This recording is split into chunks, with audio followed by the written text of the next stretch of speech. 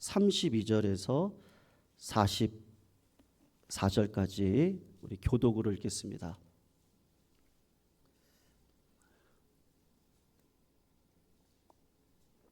32절 제가 먼저 읽습니다. 마리아가 예수 계신 곳에 가서 배웠고 그 발 앞에 엎드려 이르되 주께서 여기 계셨더라면 내 오라버니가 죽지 아니하였겠나이다 하더라. 예수께서 그가 우는 것과 깨온 유다인들이 우는 것을 보시고 심령에 비통히 여기시고 불쌍히 여기사 이르시되 그를 어디 두었느냐 이르되 주여 와서 보옵소서 하니 예수께서 눈물을 흘리시더라. 이에 유대인들이 말하되 보라 그를 얼마나 사랑하셨는가 하며 그중 어떤 이는 말하되 맹인의 눈을 뜨게 한 이 사람이 그 사람은 죽지 않게 할 수 없었더냐 하더라. 이에 예수께서 다시 속으로 비통히 여기시며 무덤에 가시니 무덤이 구리라 돌로 막았거늘 예수께서 이르시되 돌을 옮겨 놓으라 하시니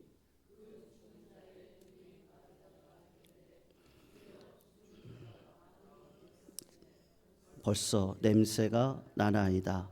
예수께서 이르시되 내 말이 네가 믿으면 하나님의 영광을 보리라 하지 아니하였느냐 하시니 돌을 옮겨 놓으니 예수께서 눈을 들어 우러러 보시고 이르시되 아버지여 내 말을 들으신 것을 감사하나이다. 항상 내 말을 들으시는 줄을 내가 알았나이다. 그러나 이 말씀 하옵는 것은 둘러선 무리를 위함이니 곧 아버지께서 나를 보내신 것을 그들로 믿게 하려 함이니이다. 이 말씀을 하시고 큰 소리로 나사로야 나오라 부르시니 같이 있습니다. 죽은 자가 수족을 배로 동인 채로 나오는데 그 얼굴은 수건에 쌓였더라. 예수께서 풀어놓아 다니게 하라 하시니라. 아멘. 오늘 본문에 두 가지를 좀 기억하셨으면 좋겠어요. 첫 번째로 오늘 본문을 보시면 예수님의 공생애 가운데 특별히 그 예수님의 그 감정과 마음이 어떤지 기록된 그 몇 안 되는 구절 가운데 오늘 한 구절이거든요. 예수님은 마음이 주체할 수 없을 정도로 어땠느냐 하면 굉장히 비통하고 애통한 마음으로 요동을 쳤다라고 요한이 기록을 하고 있습니다. 그런데 그 예수님이 그 오늘 눈물을 흘리시잖아요. 비통하고 요동치는 마음을 제자들 그리고 사람들이 보지 않습니까? 그런데 그 예수님의 모습이 놀라운 모습으로 나타나는데 어떻게 우셨다고 얘기를 하고 있어요? 오늘 본문을 보시면 원문으로 보면 그렇거든요. 그러니까 소리를 내서 그냥 막 꺼이 막 이렇게 울었다 그렇게 기록이 나와 있습니다. 이 말은 소리를 내어서 옆에 있는 사람이 들을 수 있을 정도로, 그러니까 영어로 하면은 그냥 눈물을 주르륵 흘려내렸다는 게 아니고요. 입을 벌려서 엉엉 울면서, 영어로 하면은 이제 위핑이죠. 위핑이라는 단어를 써야지 오늘 본문의 마음에 딱 맞는 단어다라고 할 수 있습니다. 그런데 그런 모습을, 예수님이 우는 모습을 보시고 주위에 있는 모든 사람들이 이제 어떤 마음을 느꼈느냐 하면, 야, 우리 예수님께서 정말로 마리아와 마르다도 사랑했지만 그 마리아와 마르다의 오빠인 누구를 더 사랑했다는 걸 느꼈겠어요? 예? 나사로를 정말로 사랑했구나. 그래서 유대인들이 뭐라고 얘기하냐면, 그가 나사로를 얼마나 사랑했는지 뭐를 보면 알 수가 있습니까? 그 사람이 예수님께서 우는 모습을 보고 저렇게 비통해하고 감정을 주체할 수 없어서 소리 내는 모습을 보니까, 야, 정말 저 사람이 나사로를 사랑했구나. 그것을 지금 본문에서 알려주고 있습니다. 그러면 이제 두 번째가 성도님들 굉장히 중요하거든요. 예수님께서 왜 우셨어요? 네, 그게 중요합니다. 요한의 기록을 보시면 우리가 오늘 11장을 다 읽진 않았는데 성도님들께서 다 익히 아는 본문이시기 때문에, 그리고 시간상 다 읽진 않았지만 예수님이 소식을 들으셨잖아요. 그리고 나사로가 죽게 생겼다는 이야기를 들었습니다. 근데 예수님이 의도적으로 빨리 가지 않으셨어요. 그리고 며칠 만에 도착하셨죠? 죽은 지 하루, 이틀, 사흘, 나흘 되는 날 예수님이 의도적으로 나사로가 있는 무덤가에 도착을 하셨단 말이죠. 그것을 요한이 기록을 하고 있단 말입니다. 그러니까 예수님께서 그 나사로의 죽음 앞에서 어쩔 줄 몰라가지고 막 눈물을 흘리신 게 아니고, 예수님은 이미 본인이 하나님이시니까 내가 살릴 수 있단 말이에요. 내 능력을 알아요. 그런데 예수님이 뜻밖에도 나사로의 죽음 앞에서 애통해 하시면서 눈물을 흘리시는 모습을 보이고 계신단 말이에요. 조금 이해가 안 되지 않습니까? 예수님이 의도적으로 4일 만에 오셨고 예수님은 분명히 살려주실 거란 말이에요. 그런데 왜 예수님께서 왜 이렇게 우셨을까? 우리 같으면 어떻게 하겠어요? 야, 걱정하지 마. 당당하게 오셔가지고 내가 계획한 거니까요. 울지 마라. 나사로는 잠자고 있는 거다. 내가 명하면 저 사람은 살아날 거야. 걱정하지 마. 그리고 오히려 우는 사람들한테 울지 마. 내가 살릴 거야. 왜냐하면 예수님은 그런 능력이 있으신 분이잖아요. 네. 그런데 예수님이 막 꺼이꺼이 막 우셨단 말이에요. 본인이 살리실 건데 왜 우세요? 그게 좀 궁금하지 않으세요? 나사로를 살리기 전에 예수님은 두 사람을 살렸습니다. 회당장 야이로의 딸을 살렸고요, 나인성의 과부의 아들을 살렸습니다. 그런데 여러분, 그 딸과 아들을 살렸을 때 부모가 굉장히 기뻐했겠죠. 그런데 그 나인성의 과부의 아들과 야이로의 딸은 죽었습니까? 안 죽었습니까? 지금도 살아있습니까? 아니면 죽었습니까? 네, 죽었죠. 나사로를 살릴 거예요. 근데 나사로는 죽겠어요? 안 죽겠어요?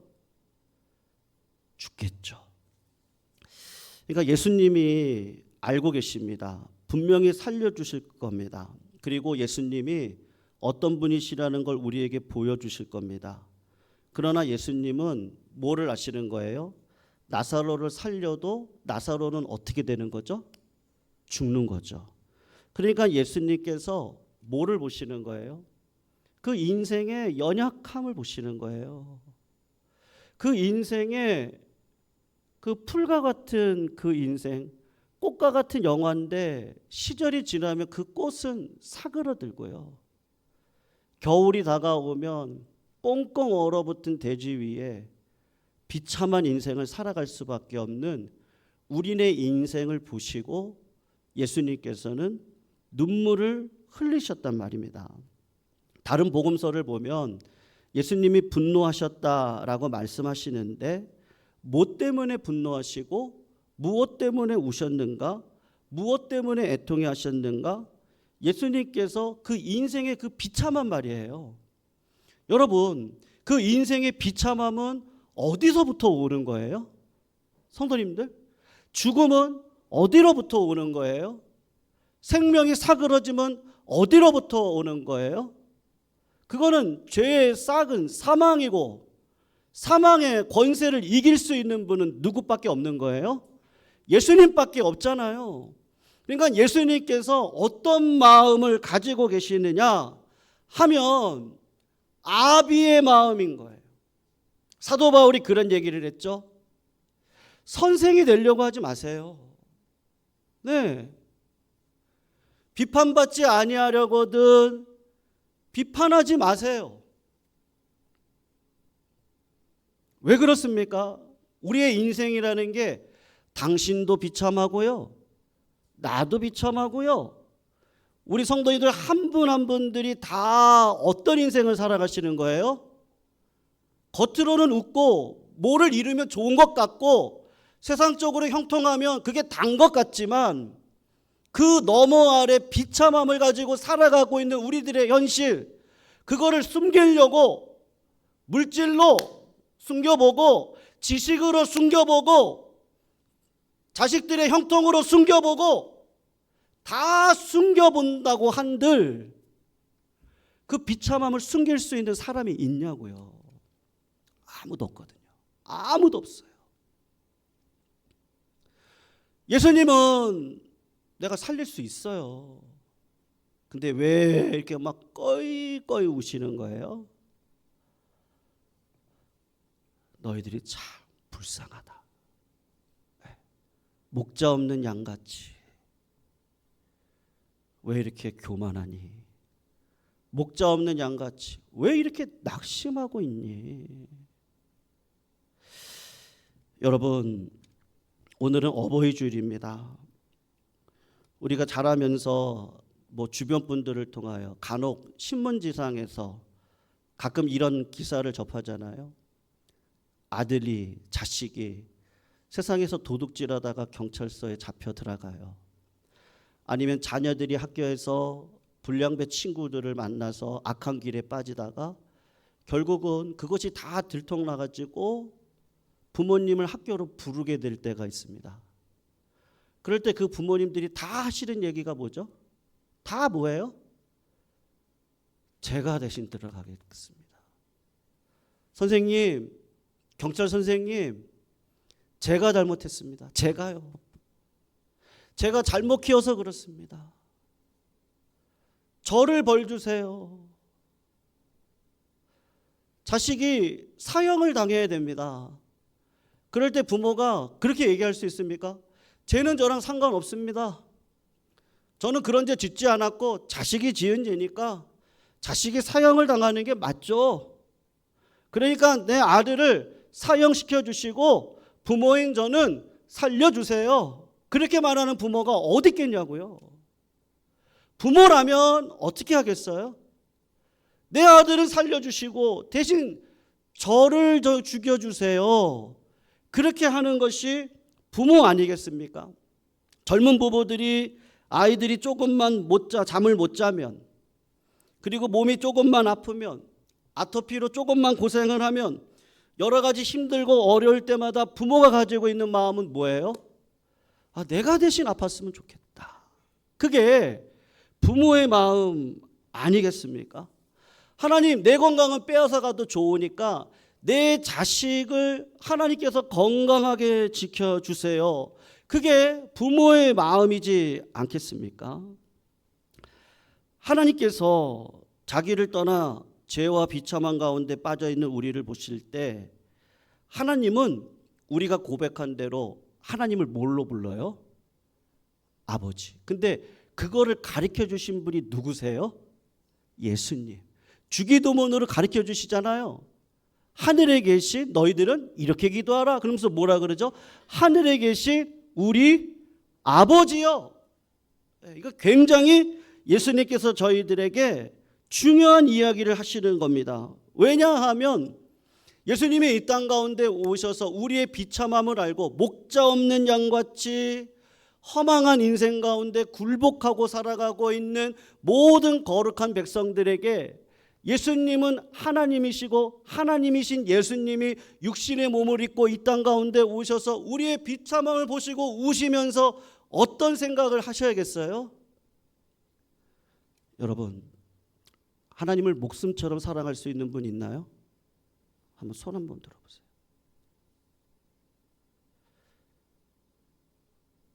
있어요, 없어요? 목사님 지금 무슨 얘기 하시려는 거지? 있어요, 없어요? 이렇게 대답을 못하세요? 자신 없으시죠? 우리가 목숨처럼 사랑합니까? 두 번째, 내 이웃을 내 몸처럼 사랑할 수 있나요? 자, 있는 분들 손 들어주세요. 있어요, 없어요? 없어요. 아무리 내 자식이라도요, 내가 대신 죽을 수 없더라고요. 여러분, 우리는 서로 비참한 가운데 있기 때문에 상대방의 비참함을 내가 대신 져줄 수 있는 사람은 아무도 없어요. 그럴 수 있는 사람은 아무도 없어요. 그러니까 예수님이 그럴 수 있는 사람은 아무도 없는데 정말로 하나님을 마음을 다하고 뜻을 다하고 정성을 다해서 사랑할 수 있고 내 이웃을 내 몸과 같이 사랑할 수 있는 사람은 하나님이 누구를 이 땅 가운데 보내주신 거예요?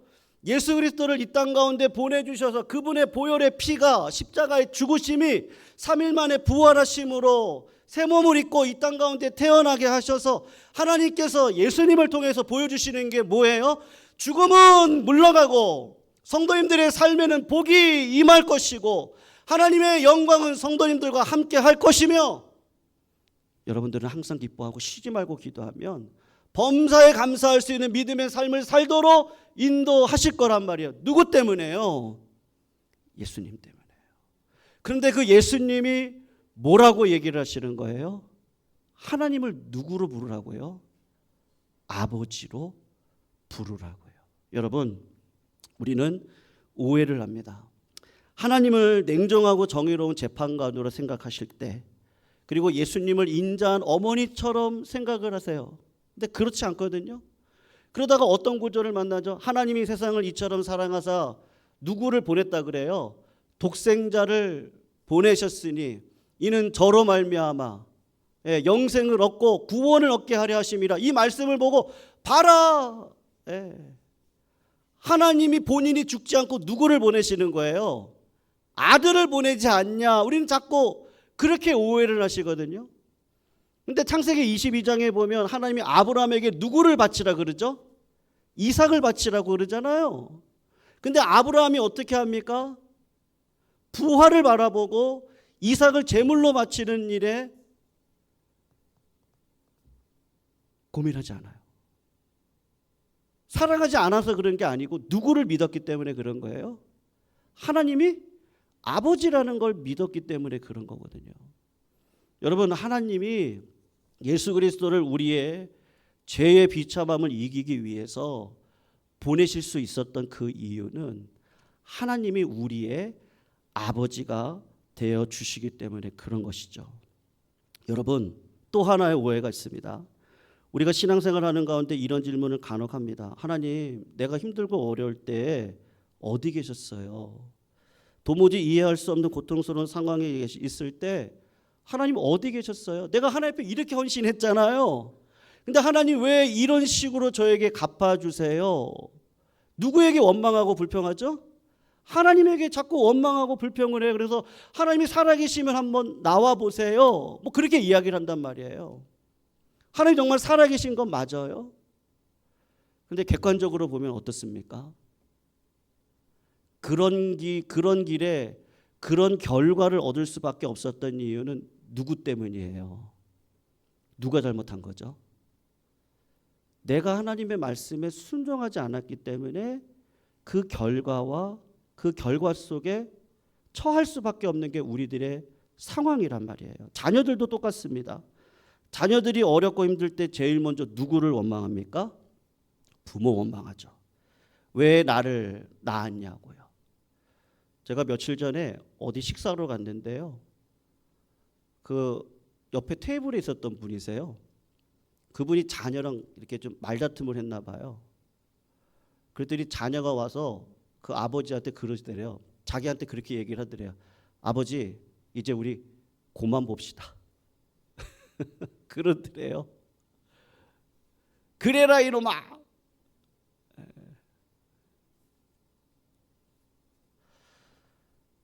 여러분, 자녀가 누구를 원망해요? 부모를 원망하는데, 그래서 왜 저를 태어나게 하셨어요? 내가 너를 태어난 게 아니라 네가 나온 거다 임마. 네가 나왔지 내가 언제 뭐를. 그리고 하는 말이 뭐야? 너도 네 같은 놈 똑같이 한번 키워봐라. 우리는 그러는데 사실은 누가 잘못하는 거죠? 내 인생을 내가 말씀대로 순종하지 않았기 때문에 오는 결과인 거지, 하나님은 우리의 아버지 되어주실 뿐만 아니라 오늘 예수님을 통하여서 어떤 모습을 보여주고 계시는 거예요? 지금도 기다리고 계시죠. 버선발 내던지고 둘째 아들 탕자 어디 나갔는지 모르겠는데 그 아들을 기다려주시고 울고 계시는 그분이 누구시라는 거예요? 하나님이시라는 거예요. 사랑하는 성도님들, 우리는 아버지입니다. 맞습니까? 우리 한번 따라해 볼게요. 우리 어머님들은 나는 어머니다 그러시면 됩니다. 한번 따라해 보겠습니다. 나는 아버지입니다. 우리 손을 들어서 가슴에 담고 한번 해볼까요? 나는 어머니입니다. 다시 한번 해봅시다. 나는 아버지입니다. 나는 어머니입니다. 사랑하는 성도님들, 그럼 우리는 어떻게 해야 될까요? 마지막 결론입니다. 여러분, 아이고 저기 뭐죠? 자식들 생각하면 어떠세요? 성도님들? 네? 어떠세요? 이제 다 됐다. 아니면 자식 생각할 때 어떠세요? 하나님, 내 자식 도와주세요. 하나님, 결혼하잖아요. 결혼하고 끝일 수 없잖아요. 어떻게 하죠? 아유, 다 됐다. 다 됐어. 손자 손녀 낳았어요. 아유, 다 됐다. 다 됐다. 내가 평안히 눈 감아도 된다. 그럴 부모 있습니까? 아버지, 가정을 이루는데요, 믿음의 가문을 이루게 해주세요. 우리 알잖아요. 아버지, 지금은 서로 콩깍지가 꼈죠. 근데 3개월, 1년 지나가면 유혹이 있잖아요. 하나님, 저도 그거 경험했잖아요. 하나님, 죄악 가운데서도 내 아이들을 기억해 주세요. 조금 성공하면 하나님, 내 자식 저놈 저것 때문에 하나님은 버리는 일이 없게 해주세요. 눈멀지 않게 해주세요. 하나님. 좀 실패하면요, 부모님이 어떤 마음을 갖죠? 하나님, 우리 아이 저것 때문에 낙심하지 않게 해주세요. 세상 살아갈 때 적에다가 아니잖아요. 하나님을 보게 해주세요. 여러분, 부모가 어떻습니까? 우리가 믿음으로 걸어갈 때 내가 아비고 내가 어미면 누구의 길을 닮아가게 되어져 있어요? 부모로서 해줄 수 있죠. 내 능력 안에서 내 자식들 다 해줄 수 있어요. 예수님이랑 똑같은 마음이에요. 그런데 그의 죽음을 내가 대신해서 죽을 수는 없어요. 그의 고난을 내가 대신해서 함께 해줄 수는 없어요. 누가 해주셔야 되는 거예요? 하나님이 해주시는 거예요. 하나님이 그 평생을 지켜주셔야 되는 거고, 그 가정을 붙들어 주셔야 되는 거고, 내 손자 손녀들을 하나님이 붙들어 주셔야 되는 거예요. 근데 하나님, 나에게는 힘이 없어요. 이거 울어야죠. 하나님, 울 수밖에 없다니까요. 왜 예수님이 우셨겠어요? 부모니까요. 부모가 아니면 왜 울어요? 내가 부모니까. 내가 부모니까. 하나님과 함께 믿음의 삶을 걸어가기를 소원하는 그 은혜가 누구에게 있는 거예요? 부모에게 있는 거예요. 그러니까는 자식들이 그 솔로몬하고 똑같아요. 너무 너무 막 있잖아요. 그거 막 세상적으로 너무 그것도 싫어요. 그래도 너무 가난한 것도 싫어요. 그냥 하나님 하루 한 끼 감사하며 살아갈 수 있는, 하나님을 놓치지 않고요, 믿음 붙잡고 그렇게 살아갈 수 있는 내 자녀 되면 좋겠어요. 근데 이 험난한 세상에서 누가 붙들어 주셔야 되는 거예요? 하나님이 붙들어 주셔야 되잖아요. 그러니까 예수님이 아버지의 마음으로 오늘도 내가 살려줄 수 있지만 하늘 아버지가 죽고 살아나는 이 인생을 책임져 주셔야 되니까 예수님이 어떻게 하시는 거예요? 울어라. 사도 바울은 선생이 되지 마세요. 아비가 되세요. 그게 무슨 말이에요? 애통하는 자가 복이 있나니 저가 위로를 받을 것이요. 여러분, 마지막 이 얘기만 하고 마치겠습니다. 1953년 한국전쟁이 끝났을 때 미국의 저명한 사회학자 몇 명이 특별한 목적으로 우리나라를 다녀간 일이 있었습니다. 원래는요, 전쟁이 일어나고 나면 몇 가지 후유증이 있습니다. 전쟁을 치렀잖아요. 우리나라가 몇 년 전쟁 치렀죠? 한 3년에 6.25 전쟁을 치렀잖아요. 굉장한 어마어마한 전쟁을 치렀습니다. 그러면 전쟁을 치르고 나면 나타나는 증상이 세 가지가 있는데, 첫 번째가 뭐냐면 전염병이 창궐합니다. 하수도 시설 다 깨지죠. 그리고 뭐 깨끗한 위생을 뭐 할 수 있겠어요? 전염병이 반드시 창궐하는 거예요. 그리고 우리 성도님들, 우리 어르신들 기억하실지 모르겠는데 옛날에 전쟁 치르고 난 다음에 저도 봤거든요. 시골에서 정신 이상하신 분들이 많았습니다. 왜 그런 거예요? 6.25 전쟁 치르고요, 정신이 나갔어요. 내 옆에서 사람이 죽어가는데요, 포탄이 터져가지고 귀가 먹어버리는데요, 눈이 안 보이는데요, 그러고 어떻게 살아요? 그러니까는 정신 이상자들이 생기는 거예요. 그 다음에 전쟁 때 낳지 못했던 애들이 태어나는데 다 어떤 애들이 태어나는지 아십니까? 기형아들이 태어나는 거예요. 왜요? 3년 동안 받았던 충격이 너무 큰 거예요. 그러니까 기형아가 태어났는데, 신기하게도 한국에는 그런 일이 많이 없었어요. 왜 그랬을까요? 사회학자들이 와서 3년 동안 우리나라를 이렇게 조사하고 갔어요.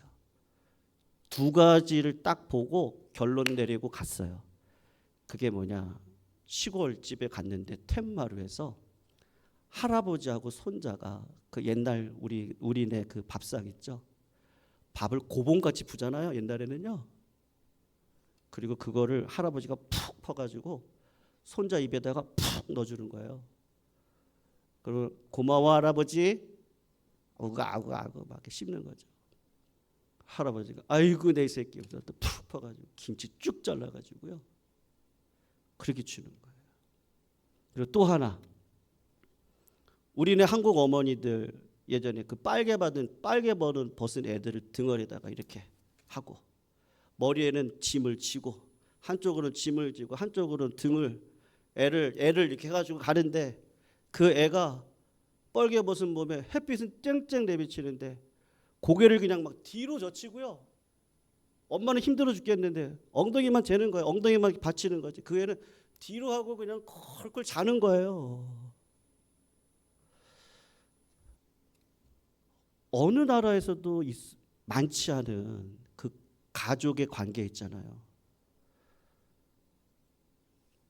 우리 어르신들 오래 사시는 분들의 특징이 뭐죠?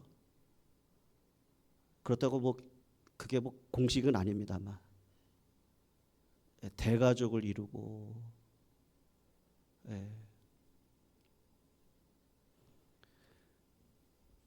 여러분 그 가운데 뭐가 있습니까? 부모와 자식과 조부와 그 믿음의 관계 속에서 뭐가 있겠어요? 사랑이 있겠죠. 근데 그 사랑은 반드시 뭘로 드러나는 거예요? 인생의 비참함 속에 야, 예수 믿어야 된다. 나도 언젠간 없다. 아빠, 엄마 언젠간 없어. 야, 진짜 아버지가 누군지 아니? 누구요? 하늘 아버지밖에 없다야. 그거를 이 가족의 관계 속에서 계속해서 그래서 감사해요.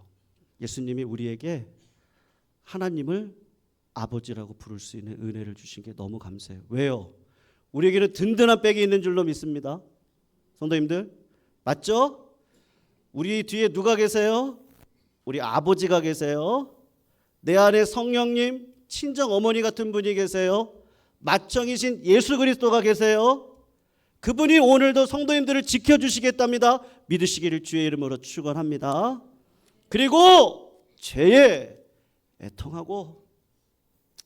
애통하는 자에게는 하늘의 평안을 주실 줄 믿고 죄와 싸우고 나도 똑같이 예수님과 함께 십자가의 길을 걸어갈 수 있는 그 믿음의 길을 걸어가시면 하나님은 반드시 저희들에게 좋은 것으로 채워 주실 줄로 믿습니다.